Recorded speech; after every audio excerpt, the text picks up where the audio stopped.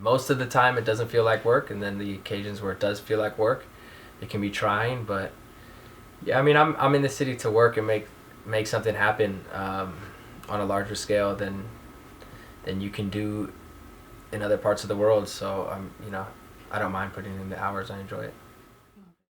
Myself is my most important project. I think that's an accumulation of all different things, all of the different things that I do and all the different things that I am. But yeah, I mean, I'm just constantly trying to evolve myself as a person on all different levels, and professional levels one of those things.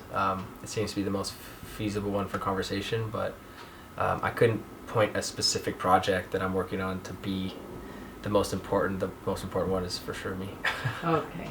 Yeah, I love working with Incubus. They've given me a really awesome platform to do what I want. They're really trusting artists. Obviously, there's the levels of approval with any musician at that level, but yeah, so I do interactive competitions with them, getting their fans involved, mostly on an Instagram platform.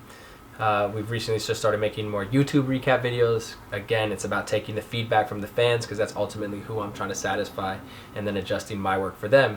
And the beauty of a long working relationship that I have with Incubus is that I can do that as time goes. And that's one artist that's really given me an opportunity to do stuff so that other artists pay attention. I think it was a concert visual I made for them, and Maxwell saw it and was like, "Give that to me." And I was like, "I can't give that to you. Let me make your own." And I ended up doing, I think, 9 songs for his Barclays show with Nas, which was so much work. Right. Yeah, but awesome work.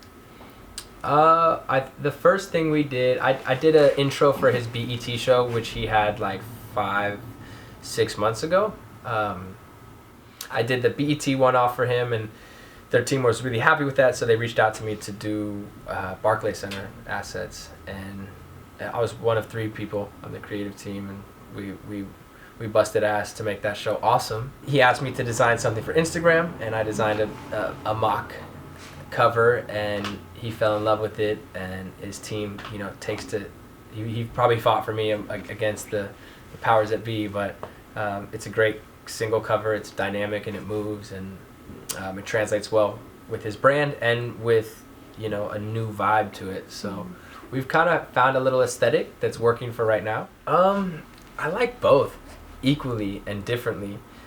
I think I was less into modeling as it was more relevant in my life, and now that I'm kind of yearning to be in front of a camera because I have so much value for the muses in my life. I just would love to play that role in somebody else's. I don't know if I draw inspiration or anything from my modeling, but I learned a lot in terms of navigating relationships. I don't know. I think Snapchat is the most free form of social media, because I snap at the whim of a moment without a second guess, which might not be a good thing. I don't get crazy amount of views on my Snapchat, but I think it's a cool way to show what a day is like, Yeah, there's less weight to a Snapchat post. I definitely think that I have barely cracked modeling. I think I had a cool thing going, and modeling is very much about the new exciting thing, but I still think that I can be new and exciting to people that I haven't worked with, and people that I admire today that I wouldn't have had the same admiration for as a young egotistical punk kid.